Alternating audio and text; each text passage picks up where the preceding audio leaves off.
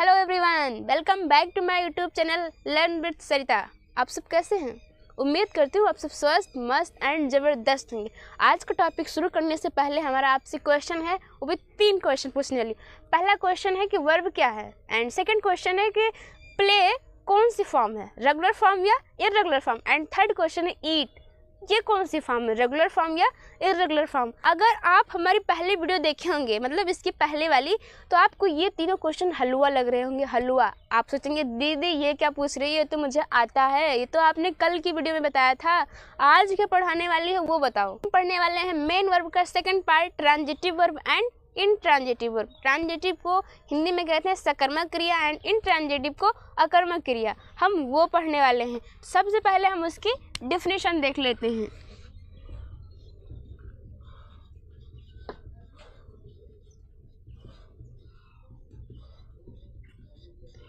Transitive verb Hindi में कहते हैं इसको सकर्मक क्रिया।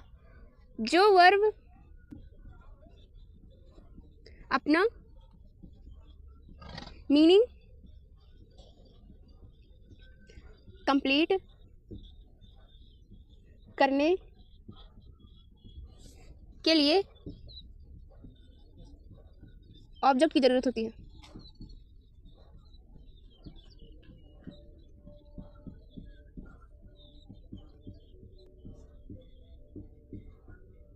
उसे ही हम ट्रांजिटिव वर्ब यानी सकर्मक क्रिया कहते हैं। जो वर्ब अपना मीनिंग कंप्लीट करने के लिए ऑब्जेक्ट की ज़रूरत हो, बिना ऑब्जेक्ट के बन ही ना पाए। जैसे मैं बताया ना कि सब्जेक्ट वर्ब ऑब्जेक्ट ये तीनों इंपॉर्टेंट है, तो इसमें वही होना चाहिए, सब्जेक्ट वर्ब प्लस ऑब्जेक्ट। तो ऐसे क्वेश्चन है सी एग्जाम्पल्स के थ्रू हम आसानी से कोई भी परिभाषा समझ सकते हैं। सी रीड्स अ बुक। रीड्स क्या है बताओ जल्दी। सी क्या है, नाउन या प्रोनाउन। बुक क्या है, नाउन या प्रोनाउन। नाउन प्रोनाउन क्या होता है, सब्जेक्ट या ऑब्जेक्ट। तो ये क्या है, ये ऑब्जेक्ट हो गया, ये सब्जेक्ट हो गया, ये क्या है, ये वर्ब हो गई। ठीक है। रीड, रीड क्या है, तो इसमें ऑब्जेक्ट है। ऐसे हम कई एग्जांपल्स, जैसे हम एट अ मैंगो, कई एग्जांपल्स के थ्रू हम ये सारा समझ सकते हैं। जिसमें ऑब्जेक्ट की ज़रूरत हो उसे क्या कहते हैं, ट्रांजिटिव वर्ब। अब हम देखते हैं इंट्रांजिटिव वर्ब। इंट्रांजिटिव की बात करें तो जिस वर्ब को अपना मीनिंग कंप्लीट करने के लिए ऑब्जेक्ट की ज़रूरत ना होती हो। उसमें क्या था, ट्रांजिटिव वर्ब में होती हो, इसमें ना होती हो।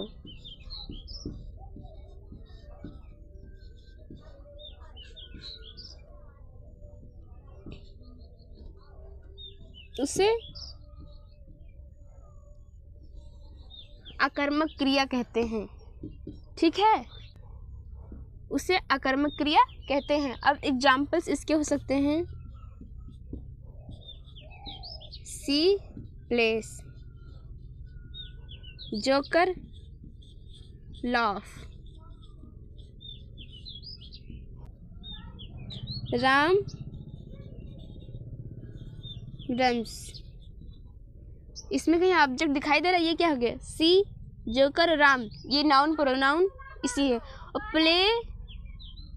प्लेस मीन्स खेलती है, प्लेस खेलती है, लाफ मीन्स हंसना, रन्स मीन्स दौड़ना। ये सब क्या हो गया, ये वर्ब हो गया। इसमें कहीं ऑब्जेक्ट है, लेकिन क्या सेंटेंस कंप्लीट हो रहा है, सी प्लेस, वह खेलती है, जोकर लाफ, जोकर हंसता है, राम रन्स, राम दौड़ता है।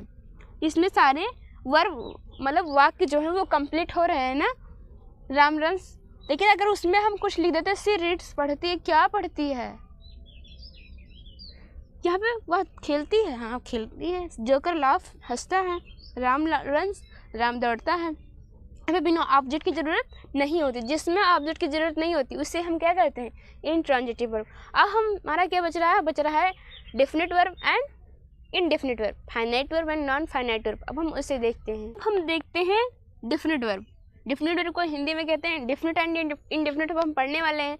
तो इसमें से डेफिनेट वर्ब को कहते हैं संपूर्ण क्रिया एंड इनडेफिनेट को कहते हैं अपूर्ण क्रिया। आप हिंदी नाम मत भूलिएगा, क्योंकि हिंदी नाम और हमें एक्सप्लेनेशन करने में या समझने में या एग्जाम्पल समझने में बहुत ही आसानी से हमें समझ में आता है इसकी हिंदी फॉर्म से ही, डेफिनेशन।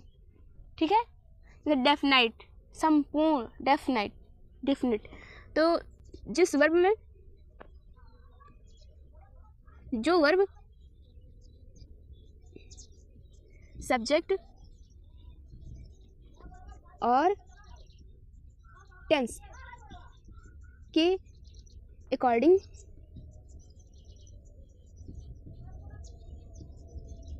चेंज होती है, चेंज होती हो, उसे क्या कहते हैं? डेफिनेट वर्ब यानी संपूर्ण क्रिया। जैसे for example she plays cricket,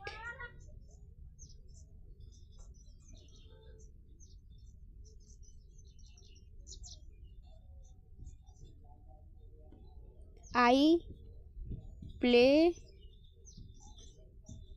cricket,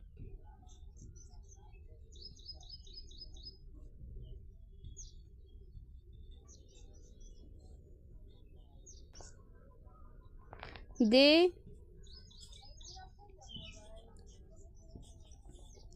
played cricket. देखो ये क्या है? सब्जेक्ट है।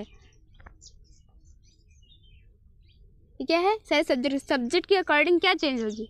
वर्ब। कह रहे हैं जो वर्ब सब्जेक्ट और टेंस के अकॉर्डिंग चेंज होती है उसे ही कहते हैं डेफिनेट वर्ब। यहाँ पे देखो प्लेस, तो सी सब्जेक्ट था तो यहाँ पे प्लेस हो गया, यहाँ पे आई था तो यहाँ पे प्ले हो गया, यहाँ पे दे था तो यहाँ पे प्लेड हो गया। तो सब्जेक्ट और टेंस के अकॉर्डिंग क्या चेंज होती हो?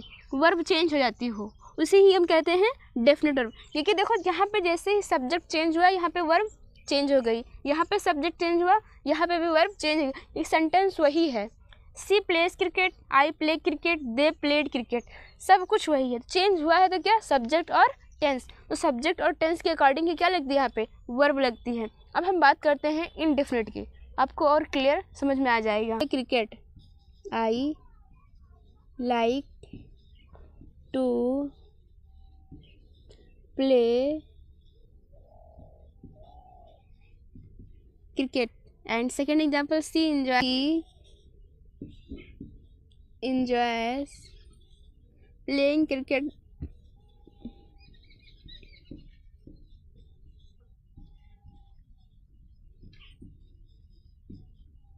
And third, played well, he won the match. Indefinite और जो वर्ब सब्जेक्ट और टेंस के अकॉर्डिंग चेंज ना होती हो। यहाँ पे I like to play cricket, यहाँ पे क्या है? सब्जेक्ट आई है और टेंस कौन सा है? सिंपल टेंस है। तो I like to play cricket, no change. She enjoys playing cricket, यहाँ पे प्रेजेंट इंडेफिनिट का है। यहाँ पे टेंस कौन सा? प्रेजेंट कंटिन्यूअस टेंस का। कैसे जाना? ING लगा हुआ है।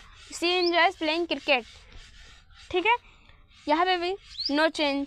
Played well, he won the match, won means जीत गए, द मैच, यहाँ पे भी दूसरी फॉर्म। जो सब्जेक्ट और टेंस के अकॉर्डिंग वर्ब ना चेंज होती हो, मतलब ये नहीं कि सब्जेक्ट दूसरा है तो वर्ब दूसरा हो जाएगी, ठीक है। चेंज ना होता हो, वही रहेगी तो वही रहेगा, कुछ भी हो।